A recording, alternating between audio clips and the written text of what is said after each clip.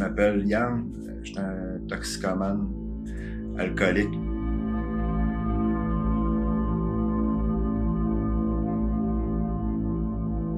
J'ai commencé à consommer à 23 ans, que c'est devenu une problématique.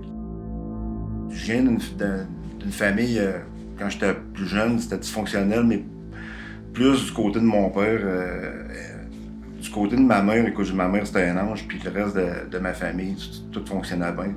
C'était plus à l'extérieur de la maison que ça se passait pas bien, que j'avais des mauvaises fréquentations. J'ai vécu d'intimidation aussi dans ma jeunesse, bien jeune, puis agression sexuelle une fois, mais toute une, tu sais, kidnapping, tout le kit. Là. Genre d'affaires qui traumatise à la mort le reste de ta vie. Et puis, j'ai vécu avec ça, là, je vis encore avec. Je travaillais dans un bar, ça a commencé, je sniffais j'ai sniffé de la cocaïne, mais ça n'a pas duré longtemps. Je suis tombé tout de suite avec les seringues. Puis j'ai commencé à m'injecter vers 23-24 ans à peu près. Puis de la cocaïne pendant... Écoutez, je suis rendu à 50 ans, là, fait que calculer, j'ai eu des bonnes périodes d'abstinence quand même. J'ai fait des 7-8 mois, des 6 mois, des 11 mois, des 1 an. J'ai déjà fait 3 ans. Mais là, depuis 2012, je prends des opioïdes plus difficiles.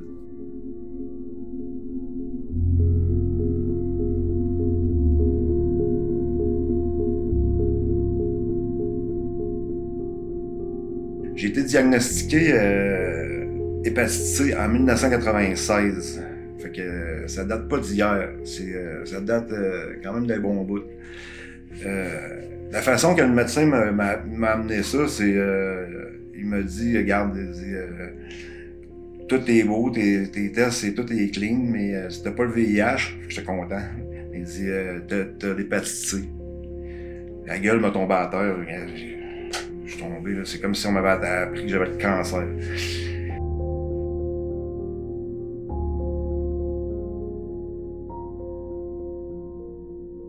J'ai dit, OK, mais moi, j'ai jamais changé de seringue avec personne. Fait que plusieurs années après, j'ai appris que ça pouvait s'attraper avec un bill de 20$ roulé en sniffant une ligne. Fait que c'est parler au monde qui sniffe, ben faites attention parce qu'un bill de 20$, c'est dangereux. Il y a plein de virus que tu peux pogner via un matériel mal utilisé. Tu sais, une seringue, c'est une fois. Puis quand t'as fini de t'en servir, t'as la casse puis t'as la mettre dans une boîte exprès pour ça. Puis c'est tampon d'alcool avant. Puis là, je parle à ceux qui s'injectent déjà. Là. C'est à eux autres que je parle. T'as pas besoin de changer de seringue avec quelqu'un nécessairement. Tu peux, à force de reprendre les mêmes seringues, tu peux pogner des virus. Puis ça, j'en ai pogné une couple. Ça m'a coûté une épaule. J'ai eu une bactérie dans l'os de l'épaule à m'emmener. Il a fallu que je me fasse opérer. Je me suis opéré dans le bas du dos. Septicémie en 2012. J'y ai goûté, là, tu sais. Puis à cette heure, j'ai la sensation de... Tu sais, je suis rentré à 50 ans, j'ai commencé à 23 ans. J'ai de la misère à dire que j'ai réussi ma vie, là, tu sais. J'ai tout le temps un sentiment d'échec, puis que j'ai losé ma vie, puis c'est quand j'entends des affaires, donne-toi un coup de pied dans le cul, ben tu sais, juste avec un petit peu de volonté, tu vas réussir. Quand je regarde la vie que j'ai eue dans les 25 dernières années, ce que j'ai vécu, mais c'est surtout la longévité de ce que j'ai vécu pendant, écoutez, ces 25 ans, là. J'en connais pas ben, personnellement, j'en connais pas beaucoup qui ont toffé ça pendant 25 ans. C'est sûr que ça vit pas vieux, c'est suicide, overdose. Le fait que j'ai toffé ça et que je sois encore là pour en parler, je tolère pas que quelqu'un me dise que j'ai pas de volonté, là, parce que j'en ai esti de la volonté.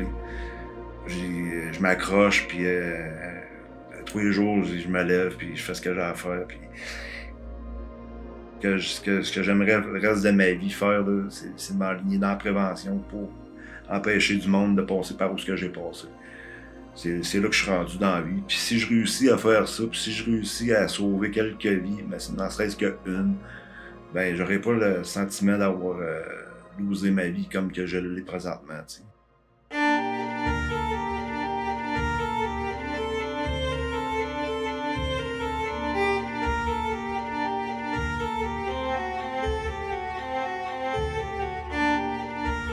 Quelque chose que je suis bien fier, c'est ma fille aussi. Ma fille est rendue à 27 ans. Puis, elle travaille en relation d'aide en plus. Je sais pas si c'est ma vie qui l'a fait à se garrocher là-dedans, mais elle est douée là-dedans. Elle est vraiment douée. Là, elle a la vocation vraiment d'aider le monde. Puis,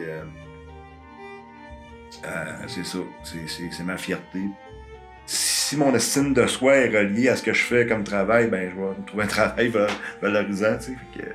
Ce que je fais avec la clinique, ben oui, ça m'amène de la valorisation, puis c'est ça. C'est bien important. Ça m'aide. Ça m'aide personnellement. Je le fais pour moi aussi. Je le fais pas juste pour les autres.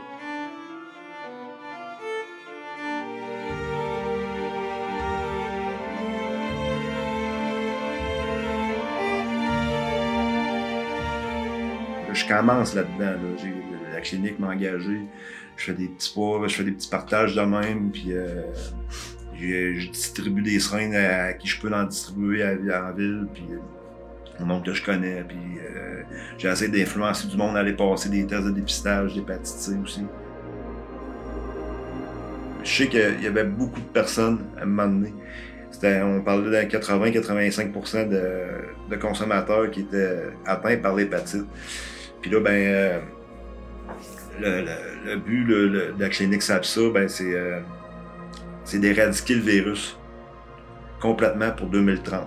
Parce que là, maintenant, il y a un traitement efficace et sans effet secondaire. Je tiens à le dire, moi, je l'ai fait le traitement, je l'ai guéri. C'est une crise de bonne affaire. J'ai pu vivre avec ça au-dessus de ma tête, là, tu sais. J'ai vécu avec ça à côté de moi, là, cette maladie-là, là, pendant 22 ans, pareil.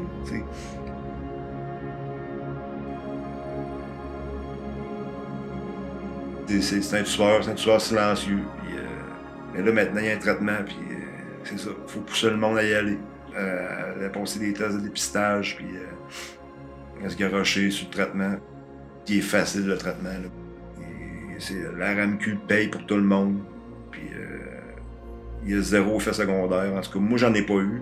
Ça a l'air qu'il y en a un petit peu, des mal de tête, puis des affaires de même. Mais moi, j'en ai pas eu. J'ai pas eu d'effet secondaire. Puis au bout de 8 semaines, ça a été fini. C'est une affaire que j'ai vécu, j'ai eu dans ma vie pendant 22 ans. Ça m'a pris 8 semaines, je clairé, tu sais. Mettons que j'étais assez content de ça. J'ai pu justifier ça à personne, puis c'est terminé ça d'ailleurs de moi. J'ai pu en parler.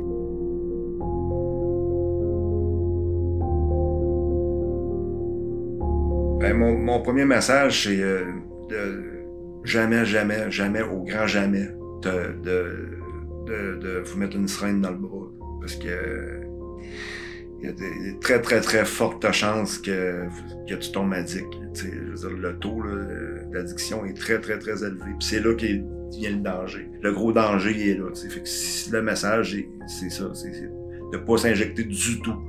Et puis à ceux qui s'injectent, ben s'injecter prudemment. Puis ce qui est important, c'est de jamais reprendre 2, puis 3 fois, puis 4 fois, puis 5 fois la même seringue. C'est une fois, puis terminé, t'es à la case. Puis il y a des récipients pour ça, puis il y a des ressources à cette heure, ils les donnent. Puis, je veux dire, dans les pharmacies, ils vendent une pièce, là, mais comme la clinique SAPSA, puis il y a le point de repère. Fait que c'est pas dur de s'en virer. Puis même, tu rentres à l'urgence, tout simplement. Là. Dans l'hôpital, tu rentres à l'urgence, puis tu vas directement à l'accueil, puis ils te donnent des seringues. Ils en donnent partout. C'est pas dur de faire attention. Puis, comme je dis, c'est assez important. Puis, on a un traitement, là, fait que je pense que ça sera le fun qu'on vienne à bout de cette maladie-là.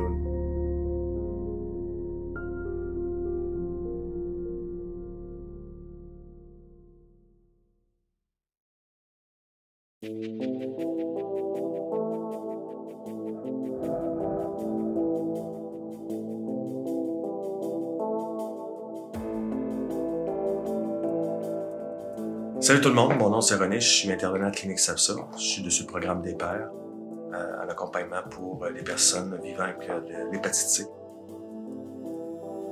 En premier lieu, j'aimerais vous demander, est-ce qu'il y a un vaccin qui existe pour l'hépatite C?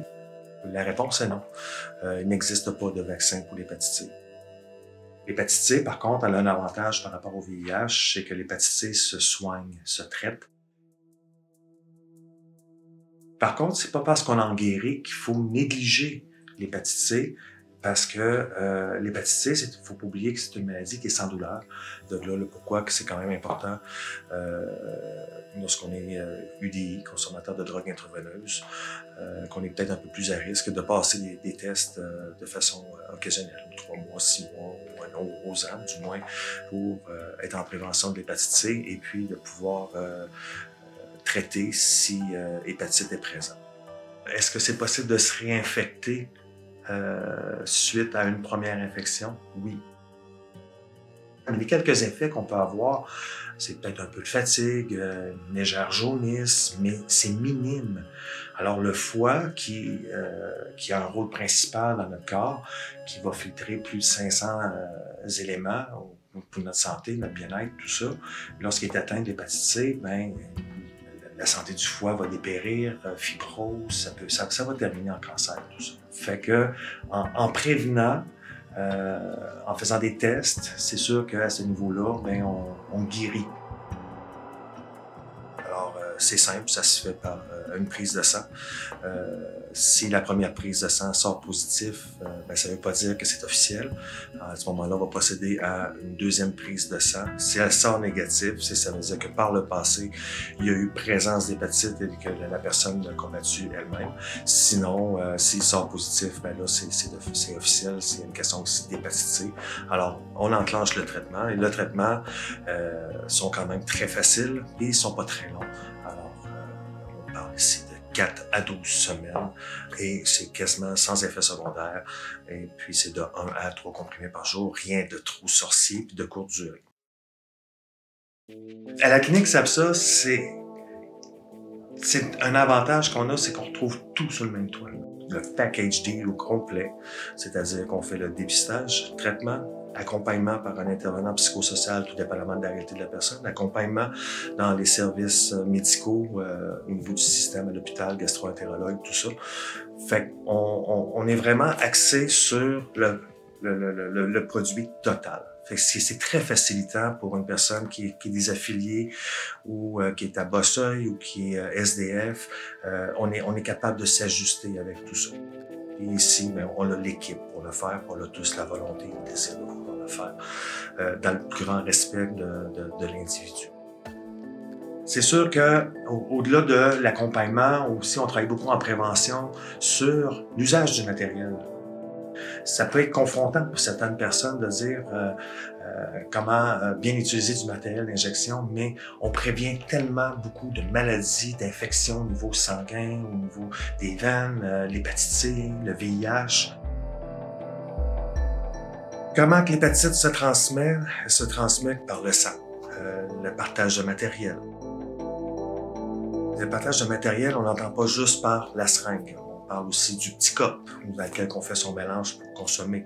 Fait que si tout le monde va dans le même cup, il y en a un qui a l'hépatite, de fortes chances que l'hépatite se circule dans le petit cup et qu'il y ait transmission à ce moment-là. Même que c'est notre conjointe, c'est quand même important de demeurer dans le matériel stérile, utiliser une seule fois. Tout doit être neuf à chaque utilisation et on ne partage pas. L'histoire de laver son matériel avec de l'eau et de l'eau de Javel, ça ne fonctionne pas. C'est pareil pour les pipes à crack, c'est pareil pour les pipes à mettre, c'est pareil pour les sniffeux. On prend pas un bill de 20$ pour aller se faire une ligne, puis après ça, on se prête toute la gang. Le matériel, où est-ce qu'on peut le trouver? On peut le trouver en clinique, ici à la SAPSA, on peut le trouver au centre d'injection, au SCS aussi. La majorité des intervenants qui sont des travailleurs de rue, des travailleurs de proximité qu'on retrouve, peu importe où ce qu'on se situe à Québec, il y a possibilité d'avoir du matériel. La majorité ont du matériel stérile avec eux qu'ils peuvent remettre. Après ça, il y a des organismes aussi. Fait que, il n'y a pas de raison de ne pas utiliser du matériel stérile. C'est primordial, ça. C'est la base pour éviter d'avoir des problèmes au niveau de la santé. Sur ce, au nom de la SAPSA, je vous invite à venir vous faire dépister. On va vous accueillir sans jugement, dans un accueil inconditionnel, avec le sourire. Et puis, peu importe votre réalité, on va vous accompagner dans votre traitement